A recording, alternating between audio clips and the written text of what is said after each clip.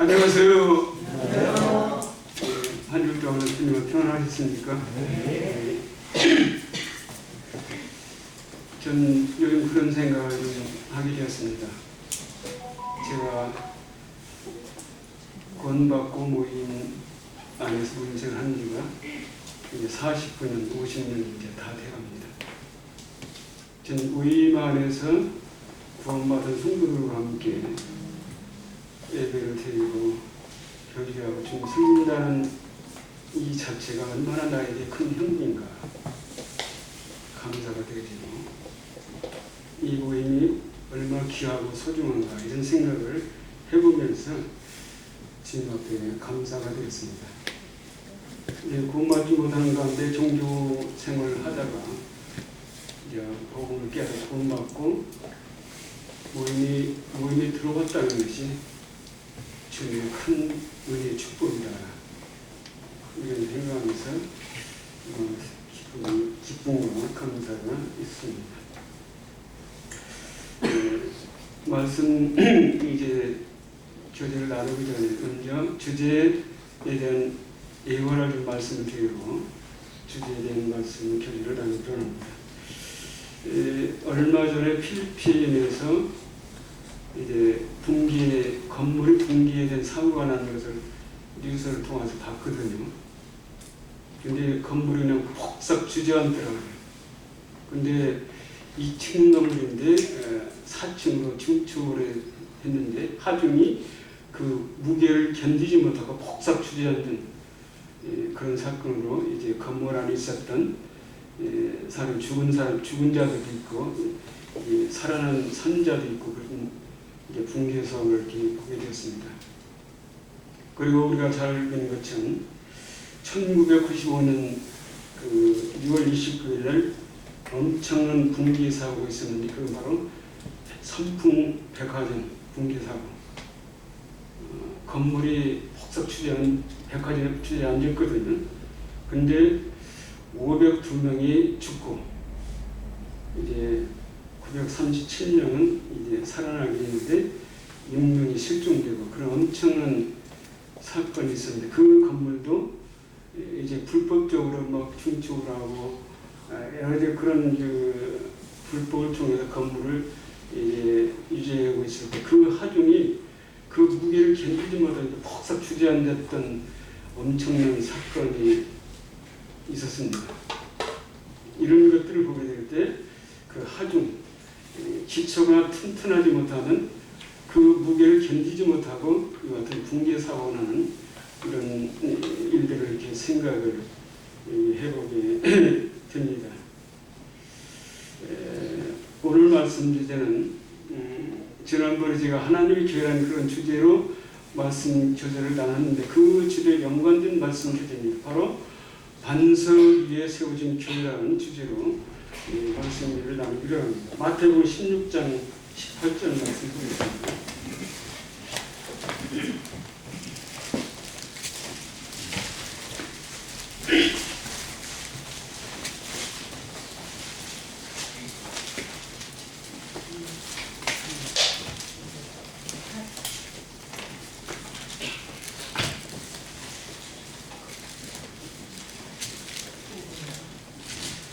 16장 18절 말씀 보면은 또 내가 네게 이르노니 너는 베드로라 내가 이 반석 위에 내 교회를 세우리니 음부의 권세가 이기지 못하리라. 이 말씀과 많은 논란이기도 합니다. 이제 카톨릭에서는 베드로라는 이름의 뜻이 바로 반석이라는 이름을 갖고 있는데 이제 카톨릭에서는 그 사도 베드로로 인격 위에 세워진 교회 이제 시간이 그래 말씀드리지 못하겠습니다만은 이런 그 많은 논란이 있는데 여기서 반석이라는 이 말씀을 보게 될 때 너는 베드로다 내가 이 반석 위에 내 교회를 세우리니 이 반석은 바로 우리 주님 말씀하고 있는 걸로 저는 개인적으로 분별하게 됩니다. 이제 주님께서 베드로에게 너는 나를 누구라 하느냐 이렇게 질문했을 때 베드로는 주는 그리스도요 살아계신 하나님 아들이십니다. 바로 우리 주님은 사도 베드로가 고백했던 주님의 이 말씀을 인용해서 바로 반석, 이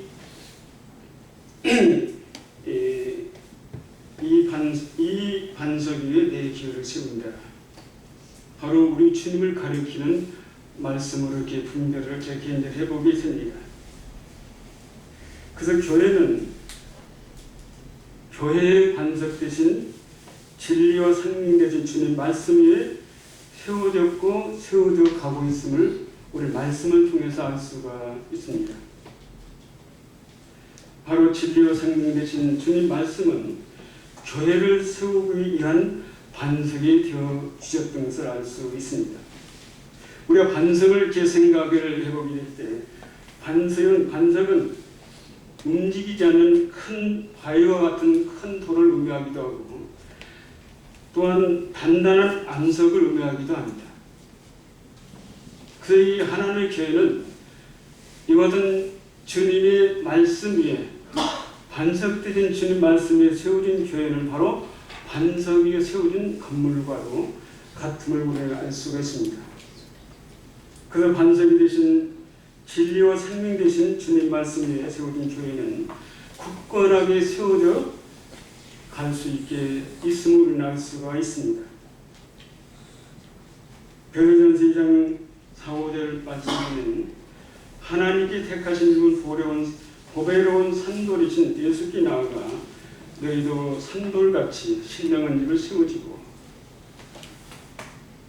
베드로는 우리 주님을 가리 말씀했을 때 하나님께 택하신 보배로운 산돌로 말씀하고 있고, 또 산돌 되신 예수께 나와 너희도 산돌같이 신령한 집을 세워진다.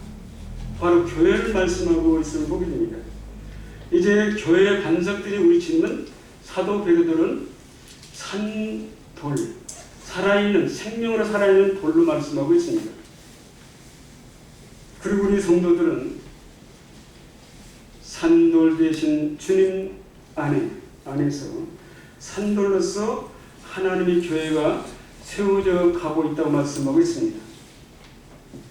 바로 교회는 생명으로 살아있는 진리 말씀이 주님 말씀에 세워진 교회, 바로 우리 성도들도 산돌같이 영적으로 죽어있던 우리들이 복음을 깨닫고 구원받게 될 때 생명으로 다시 산자가 된 그런 자리인 것을 보게 됩니다. 그래서 우리는 이 교회는 이제 반석 대신 산돌 대신 우리 주님 반석 위에 교회가 세워질 때 산돌과 같은 살아있는 성도들을 통해서 하나님의 교회가 이제 세워졌고 또 세워져 가고 있음을 알 수가 있습니다. 그래서 교회는 반석 대신 보배로운 산돌인 주님 말씀 위에 작은 산돌 같은 성도들로 교회가 세워졌고 세워져 가고 있음을 우리는 알 수 있습니다. 그래서 교회는 살아있는 유기체로서 생명으로 살아있는 하나님의 교회임을 알 수 있습니다. 교회는 살아있는 유기체로 같이 살아있는 생명체인 하나님의 교회임을 우리가 알 수가 있습니다. 그런데 개신교인 교파교회는 진리와 생명 되신 주님의 말씀인 반석 위에 세워진 교회가 아닙니다. 바로 개신교인 교파교회는 세속화되고 사람이 중심이 되는 인본주의 사상으로 세워진 종교인 교파교회입니다. 우리가 잘 알고 있는 존 다비 형제님께서는 뭐라고 말씀하고 있느냐? 바로 개신교를 말씀하실 때 교회가 아니다, 세상에 속한 무리들이라 이렇게 단호하게 분명히 말씀하고 있습니다. 이 개신교회는 이 교파교회는 교회가 아닙니다.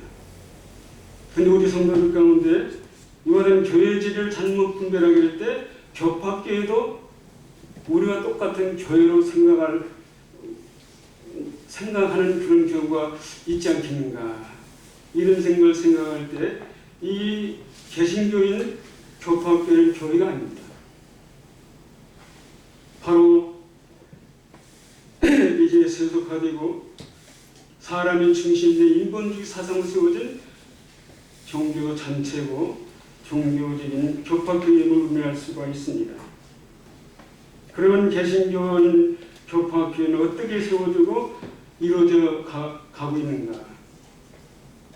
저는 이제 그런 경험이 있습니다만은 제가 구원받기 전에 이제 교파에서 이제 종교 생활을 몇 년을 했었는데 이제 그 교파학교에 들어가게 되면 내 이름이 등록이 됩니다.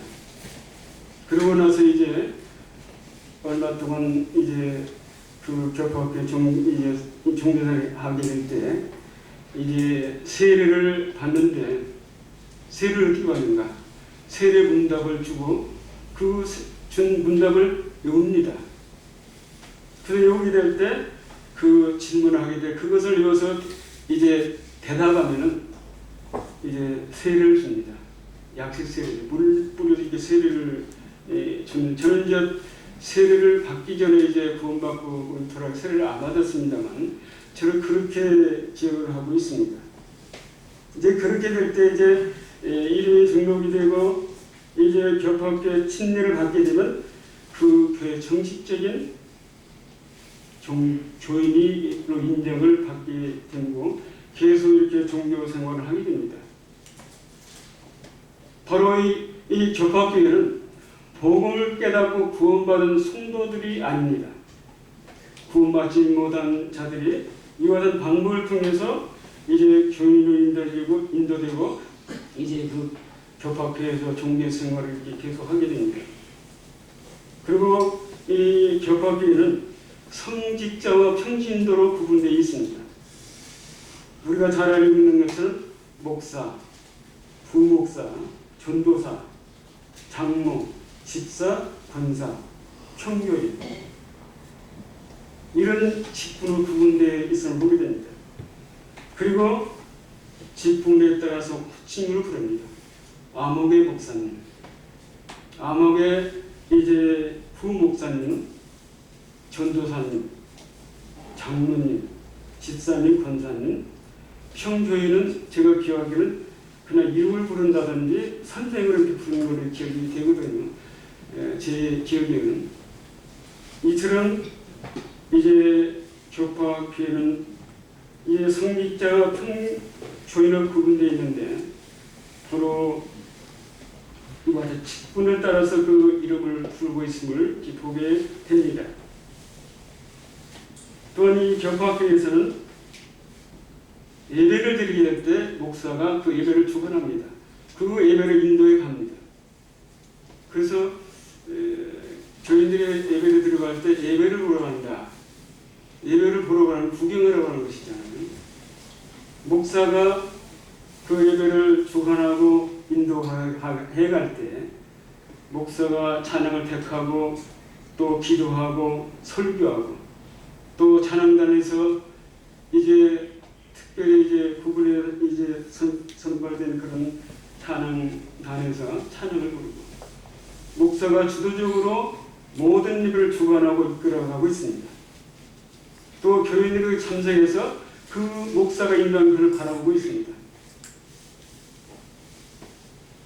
그런 식으로 예배를 드리고 있는데 이것은 말씀을 비춰볼 때 예배가 아님을 알 수가 있습니다. 그러면 하나님의 교회 우리 모임은 어떻게 세워졌고 어떻게 이루어져 가고 있는가? 고린도전서 1장 2절 보면 그런 말씀이 있습니다. 제가 그 하나님의 교회라는 주제의 말씀, 이 말씀 주제의 교회를 나눴는데 하나님의 교회 곧 그리스도 예수 안에서 거룩하여지고 성도로 부르심을 받은 자들, 바로 교회는 그리스도 예수 안에서 거룩하여지고 성도라고 부르심을 받는 자, 그 무리가 하나님의 교회라고 말씀하고 있습니다. 여기서 거룩하다는 이 말은 무슨 말이냐? 우리가 복음을 깨닫고 구원받게 될 때였었습니까? 죄가 용서를 받은 의로운 자가 됐습니다. 그러나 거룩한 신분을 갖지 못한 상태입니다. 갈라디아서 3장 27절 보면 누구든지 그리스도와 합하기 위하여 세례를 받는 자는 그리스도로 옷 입었느니라. 여기서 말씀하는 세례는 우리가 구원받은 후에 사순종으로 내가에 물러 받은 그 침례를 말씀하고 있는 거 아닙니다. 바로 성령 세례를 말씀하고 있음을 알 수 있습니다. 바로 그리스도와 합한 자 된다. 바로 그리스도와 연합된 한 몸 되기 위해서 이와 같은 성령 세례를 받게 될 때 그리스도로 옷 입었다. 바로 우리 신분이 그리스도인으로 신분이 바꿔집니다. 바로 그리스도인이라는 건 뭡니까? 기름 부은 자. 바로 그 신분이 거룩한 그리스도의 신분이 되는 것입니다. 그래서 우리 구원받은 성도를 가릴 때 그리스도인이라고 말하고 있잖아요. 바로 성령으로 기름을 받는 그리스도인. 바로 우리 주님과 그리스도 되신 우리 주님과 온전히 한 몸 된 바로 그리스도의 신분을 갖게 된 것입니다. 그래서 우리는 이제 거룩한 자가 되었다는 이 부분을 이게 혼동할 수 있습니다. 내가 구원받게 되면 죄 용서 받기 때문에 거룩한 자가 된다를 맞는 것 같지만 의로운 자가 되었고 우리가 성령이 임하게 될 때 우리가 기름 부음 받은 자로서 그리스도인 우리 주님과 같은 그와 같은 신분을 갖게 된 것을 알 수가 있습니다. 그래서 고린도후서 1장 21절은 보면은 우리에게 기름 부으신 이는 하나님이시니 그가 또한 우리에게 인치시고 보증으로 우리 마음에 성령을 주셨느니라. 바로 여기서 우리에게 기름 부으신 하나님께 우리에게 기름 부으신 이 기름은 뭡니까? 바로 성령을 말씀하고 있습니다. 성령의 기름. 그래서 우리 모든 성도들이 구원받게 될 때 바로 우리가 성령이 임하게 됩니다. 바로 성령이 임한다는 것은 바로 성령으로 기름을 받은 거룩한 그리스도의 신분을 갖게 된 것입니다. 그래서 우리 모든 성도들은 구원받게 될 때 성령의 임함으로 성령의 기름 부음 받음으로 그리스도인이 되었기 때문에 우리 성도들을 가르쳐 말씀하실 때 그리스도인들을 이렇게 말씀하고 있음을 우리가 알 수가 있습니다. 그래서 우리 구원받은 모든 성도들은 우리 안에 성령이 임하고 계십니다. 우리가 성령을 받기 위해서 받는 것이 아니라 그냥 구원만 자동적으로 하나님께 선물로 우리 모든 성도들에게 성령을 임하게 하시고 성령으로 기름 부음 받은 거룩한 신분을 갖게 됨을 우리가 알 수가 있습니다.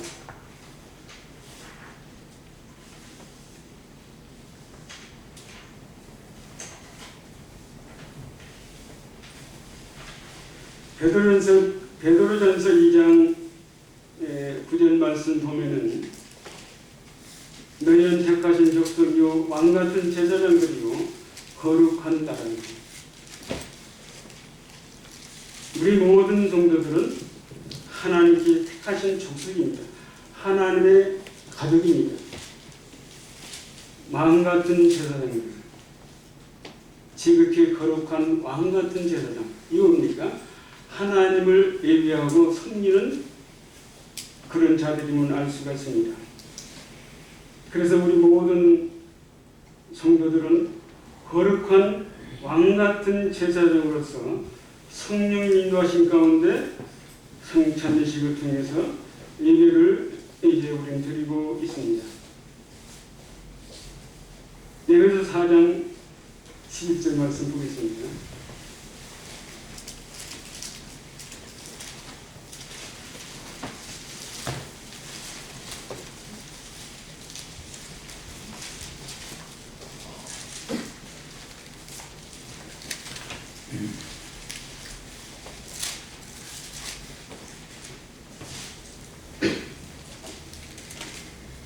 그가 어떤 4장 11절 말씀입니다.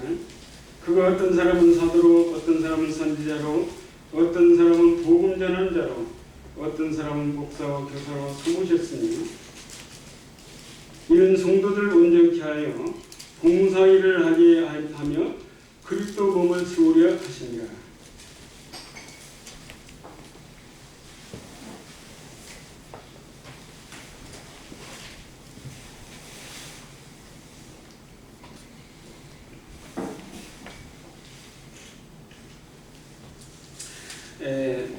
주님께서 우리 모든 성도들에게 직분과 은사를 주셨습니다. 그 직분과 은사를 통해서 교회를 세워가고 성도를 섬길 수 있도록 하시기 위해서 직분과 은사를 주셨습니다. 그래서 이 부분은 어떤 사람은 사도로, 어떤 사람은 선지자로, 어떤 사람은 복음 전환자로, 어떤 사람은 목사와 교사로 삼으셨습니다. 바로 성도들을 온전케 하고 교회를 세워가기 위해서 이와 같은 직분과 은사를 이제 주셨음을 알 수가 있습니다. 고린도전서나 로마서에도 보면 참 우리 모든 성도들 주신 은사에 대한 말씀을 하고 있음을 우리는 알 수가 있습니다. 그런데 개신교인 교파학교에서는 2인 목회 체제로 이루어져 가고 있음을 우리는 알 수가 있습니다. 이 목사님은 교회 내 다양한 이제 행정을 이제 담당 관리하고 있고 또 사역을 하고 있고 설교 또 상담 이 같은 모든 역할을 거의 목사님 혼자서 전반적인 주관하고 관련 인도하고 있습니다. 그래서 교파학교에서 1인 목회 체제라고 이렇게 말하고 있음을 알 수가 있습니다. 그러나 전도문된 교회 모임은 모든 성도들에게 직분과 은사 가운데서 교회를 세워가고 성도들 섬기도록 하기 위해서 직분과 은사를 주셨습니다. 또 성도님께서 그 직분과 은사를 가진 이 같은 성도들에게 이제 그 일을 잘 감당할 수 있도록 이제 역사 도우시고 있음을 우리는 알 수가 있습니다. 마태복음 23장을 좀 보겠습니다.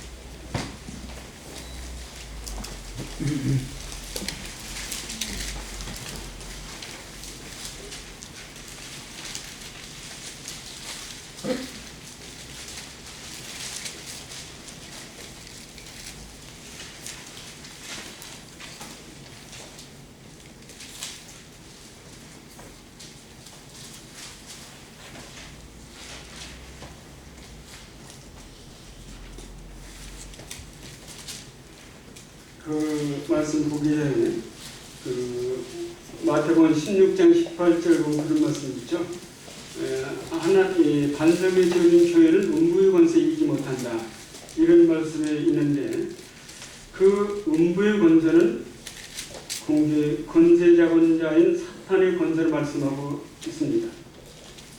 사단은 그 하나님께 세우신 교회를 무너뜨리기 위해서 역사하고 있음을 보게 됩니다. 우리의 교회 역사를 보게 될 때 피로 세워진 교회가 피로 지켜져 오고 있는 교회를 생각해 볼 수 있습니다.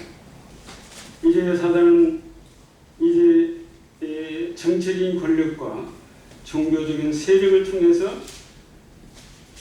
교회를 핍박하고 또 해방하고 복음이 전하지 못하게 하고 이제 많은 그리스도인들이 엄청난 핍박을 받고 순교를 당하고 바로 이 교회는 우리 주님 피값으로 세워진 교회지만 또 이와 같은 믿음의 선진들 이와 같은 핍박과 순교를 통해서 그 피로 지켜져 가고 있었던 교회임을 알 수가 있습니다.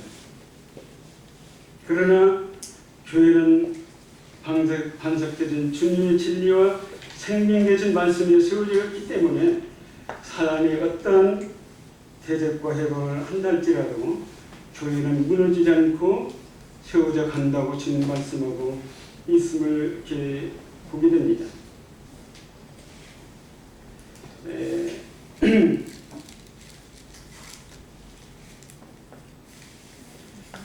이것은 그 교회가 교회 반석 대신 우리 주님의 진리에 생명된 말씀이 온전히 세워지게 된다면 교회는 굳건하게 세워져 갈 수 있지만, 이것은 말씀이 온전히 세워지지 못하게 될 때 교회는 어떻게 되는가? 교회는 무너지게 됩니다. 바로 교회는 세속화되고 인본주의 사상으로 편모에 갈 수밖에 없음을 보게 됩니다. 이제 개신교 역사를 이렇게 보게 될 때, 이제 마틴 루터가 1517년에 종교 개혁을 해서 이제 개신교가 이제 시작이 됩니다. 그런데 이 개신교회는 저는 이제 말씀한 만성의 교회에 세워진 교회가 되지 못했습니다. 그래서 이제 개신교회가 이제 어떻게 합니까? 많은 교파로 이게 나눠지게 되죠. 제가 알기로는 그 13개의 교파로 나눠진 걸로 생각하는데, 그보다 더 많은 교파로 나눠진 걸로 보게 됩니다. 그래서 이와 같은 이제 교파교회는 이제 세속화되고 인본주의 사상으로 이게 교묘해 가게 된 것은 바로 교회 반석 대신 주님의 진리 말씀 가운데 세워지지 못했기 때문에 그렇게 된 것을 우려할 수가 있습니다.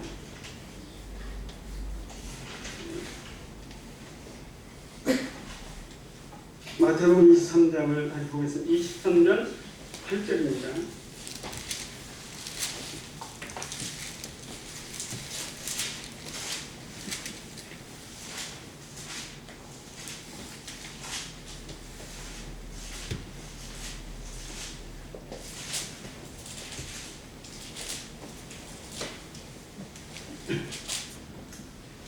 그러나 너희는 납비라 칭함을 받지 말라.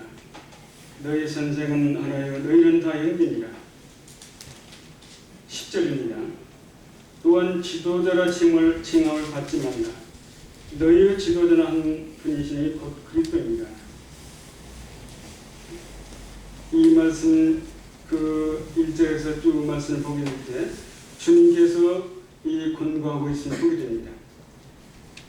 바로 서기관과 바리새인들, 그들은 모세 자리에 앉아 있다고 하고 있고, 이제 종교 지도자로서 군림하고 있는 이와 같은 말씀의 내용이 이렇게 기록되어 있는 것을 보게 됩니다. 그래서 주님은 너희는 납기로 칭함을 받지 마라.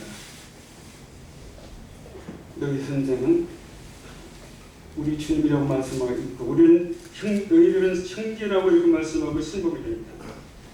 바로 지도자라 칭을 받지 말라. 너희 지도자는 한 분이신 곧 그리스도라. 전 이 말씀을 통해서 보게 될 때 우리가 정말 이 말씀을 통해서 경계하고 조심해야 될 부분이 있지 않는가, 이런 생각을 해보게 됩니다. 바로 히브리서 2장 11절에 보면 거룩하게 하신 자와 거룩하게 함을 입은 자들은 다 한 근원에서 난지라. 그러므로 형제라 부르시기를 부끄러워하지 아니하십니다. 전 오늘날 이 모임의 모습을 바라보게 될 때 많은 염려가 되고 염려가 됩니다. 저는 기도할 때마다 이 교회를 위해서 모임에서 저는 계속 기도할 때는 기도하고 있습니다. 모임이 많이 이제 변해가는 같은 모습을 보게 됩니다. 저 우연히 어느 때 유튜브 방송을 통해서 방송을 보았는데 한 15분 정도 이 방송을 하는데 그 우리 모임 형제님인데 그 사회 보는 형제님이 그 형제님을 이게 코칭할 때 목사님은 교회에서 목회하신 지가 몇 년이나 되었습니까? 저는 깜짝 놀랐습니다. 충격적으로 받아들였습니다.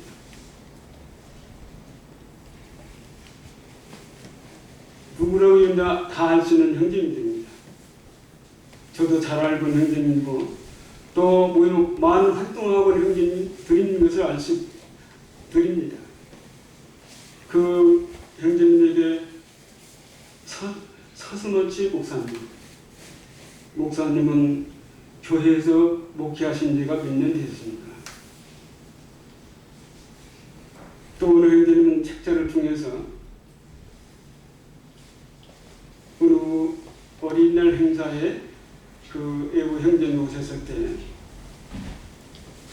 아문 목사님, 우리 두 아들이 있는데 아들에게 안수 축복 기도를 해 주십시오.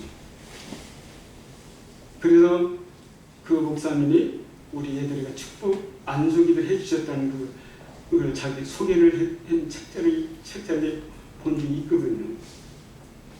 바로 이와 같은 형제님도 모임에서 많은 활동을 하고 있는 형제님이십니다. 또 모임에서 어떤 이 교회 주관한 이와 같은 집회 행사에서 어느 형제님을 소개할 때 목회자님이라고 호칭으로 소개하는 이와 같은 모습들이 소개됩니다. 저는 이런 모습들이 굉장히 마음 가운데 무거운 마음을 갖게 됩니다. 제가 교파에서 종교생활 하다가 말씀 가운데 주님을 예배하고 섬기는 모임을 돌아왔는데 오늘 교회 모습에 이런 모습으로 교회에 가는 세속적으로 인본주의 사상으로 점점점 변해가는 것 같은 모습을 볼 때 앞으로 많은 세월을 흘릴 때 모임이 어떻게 변화될 것인가. 이 목사는 부르는 호칭이 아닙니다. 직분으로서 교회를 세워가고 성도들 섬기기 위한 직분을 준 것이지 목사라는 호칭이 부르는 호칭이 아닙니다. 그리고 왜 주님께 말씀하신 것처럼 거룩하신 자와 거룩함을 입은 형제를 성도를 형제로 부르기를 굳건하지 않는다. 왜 형제라는 그 호칭이 격이 떨어집니까? 내 당당하게 부르지 못하고 있는가? 유튜브 방송을 통해서 그런 이제 방송하게 될 때 댓글이 올라왔는데 그 어떤 댓글이 올라옵니까? 교회가 많이 변해가고 있다. 교파교회 눈치를 보고 있는 것 같다. 이런 댓글이 올라온 것을 보았습니다.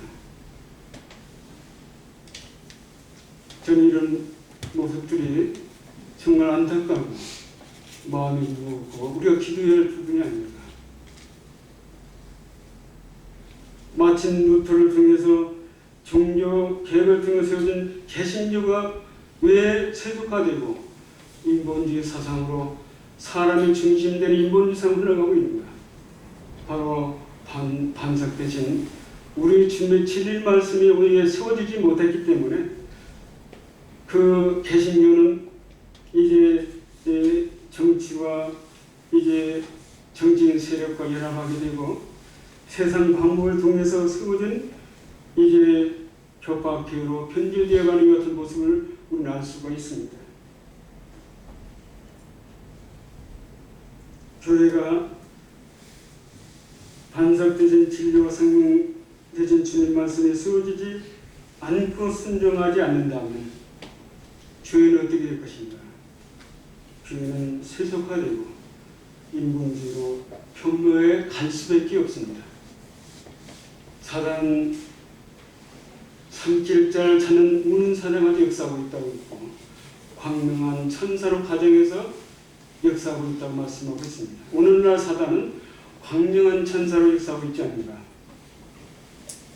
바로 이제 이제 그 교회가 세워져 가게 될 때 사단은 우는 사자같이 핍박하고 또 죽이고 정치적으로 종교적 권력으로 이제 역사함으로 이제 교회를 괴롭혔지만 교회는 반석되는 주님 말씀이 세워져 가고 있었기 때문에 무너지지 않았습니다.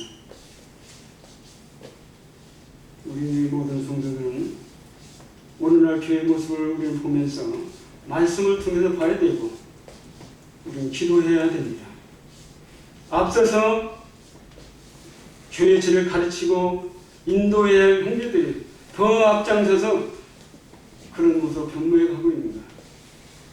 우리 모임 형제님들 가운데 신학을 하고 이제 모임을 떠나서 교파에서 목사 생활하고 있는 형제들이 있습니다. 이런 것들 볼 때 정말 마음이 무겁고 때로는 슬픈 생각도 듭니다. 우리는 이 교회를 위해서 기도해야 되지 않겠는가. 우리는 그 사도들이 이제 주님의 이름으로 복음을 전하지 말라고 했지만 급히지 않고 복음을 전했습니다. 또한 사도들은 사람을 기쁘게 하려 하나님을 기쁘게 하려 우리는 누구를 기쁘게 해야 됩니까? 우리는 세상을 눈치를 봐야 됩니까? 내 형제라는 호칭이 격이 떨어집니까? 목사라는 호칭도 잘못된 호칭입니다. 우리가 정말 모임만의 장로이라는 형님이라면 모임을 돌아오는 장로일을 하는 형님이라고 호칭을 해야지. 형제라는 호칭 빼버리고 목회자, 목사님, 이건 전혀 부끄러운 모습이라고 봅니다. 제가 같은 교육을 하게 될 때 이제 너무나 그 보수적이 아니냐 이런 말씀하실지도 모르겠습니다만 우리 모임이 세 부류로 나눠져 있습니다. 우리 현재 이해들 모임과 또 10몇 개 우리 모임과 이게 교류가 단절되어 있습니다. 제가 얼마 전에 며느리를 통해 얘기 들었는데 며느리가 속하는 모임이 우리 모임 주석에 이렇게 삭제됐다는 얘기를 들었습니다. 저는 그 모임 방문했을 때 문제된 것이 하나도 없었습니다. 근데 왜 그럴까? 목포의 한 모임도 우리 모임과 이게 교제가 단절된 모임이 있습니다. 그리고 전국적으로 많은 모임들이 이 모임이 나눠져 있습니다. 우리 모임 세 부류 나눠진 것은 바로 우리들의 속한 이 모임과 또 이렇게 교제가 단절된 같은 모임이 있고 또 복음반도 우리 모임의 형제들입니다. 그럼 우리 모임과 단절되어 있습니다. 왜 이런 현상이 일어나고 있는가? 복음반도 많은 문제가 있습니다. 제가 그 모임의 그 어려움을 겪었기 때문에 잘 알고 있습니다. 그들이 주장하는 옳은 것도 있지만 문제된 것도 있는 것을 보게 됩니다. 그래서 교제가 이루어지지 않고 있지 않는가 이런 생각을 해볼 때 우리 성도들이 이와 같은 교회의 모습을 이렇게 말씀을 통해서 보면서 우리가 주님 앞에 기도해야 될 기도 제목이라고 생각이 들어집니다. 이상으로 제 제기를 드리겠습니다.